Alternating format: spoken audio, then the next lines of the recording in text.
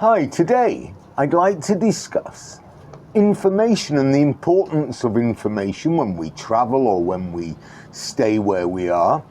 And I'd like to specifically talk about the information you can receive if, before you travel to Bali, you look at the Bali Sun.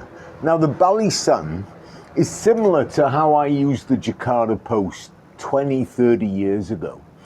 It gave me information that was regional, it gave me information that was topical, and the Bali Sun, if you go on the website, will also inform you about current affairs. It'll give you some insight on places to visit, the in places, and all sorts of interesting facts. So if knowledge is power, the Bali Sun can help you figure out certain areas and aspects of your travel plans, give you some insight, as I said earlier, about what you might enjoy coming to Bali.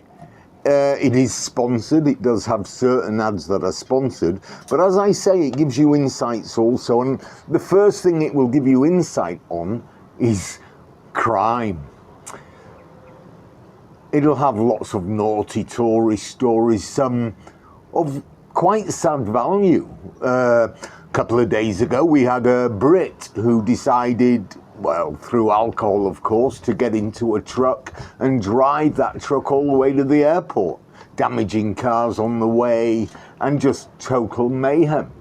It'll also give you the insight of an Australian with, I think, 1/4 gram of meth, and he's 50 years old, facing something like 30 years, bye-bye life. It'll wake you up to the fact that, look, Bali isn't utopia, but it has endless opportunities for you to enjoy. But if you abuse that system, you're just wasting your time. Don't come. Okay, but what else will it give you?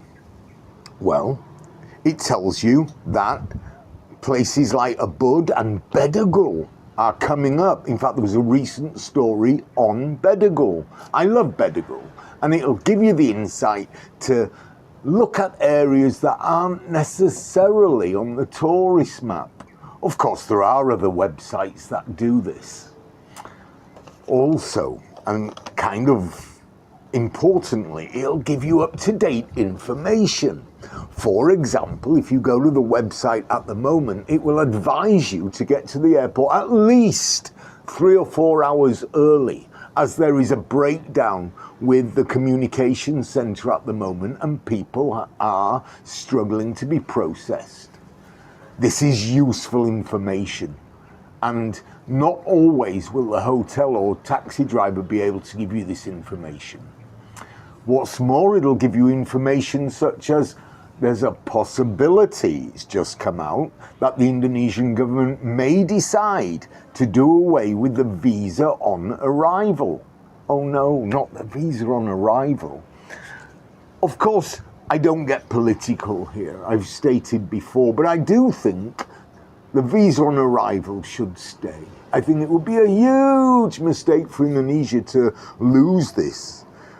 10, 20, possibly 30% of all tourists who come to Bali, it's spur of the moment. And of course, we're not just talking Bali, we're talking Indonesia.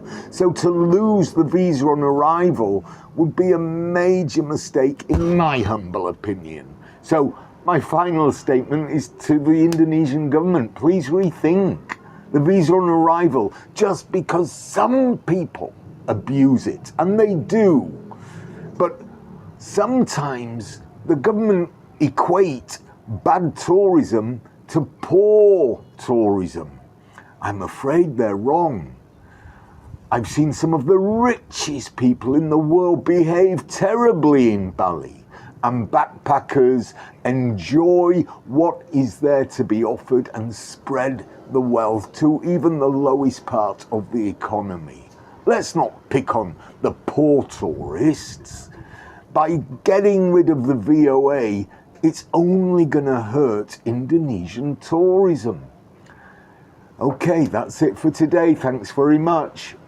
Oh, and before I forget, bear, bear, don't be a sheep.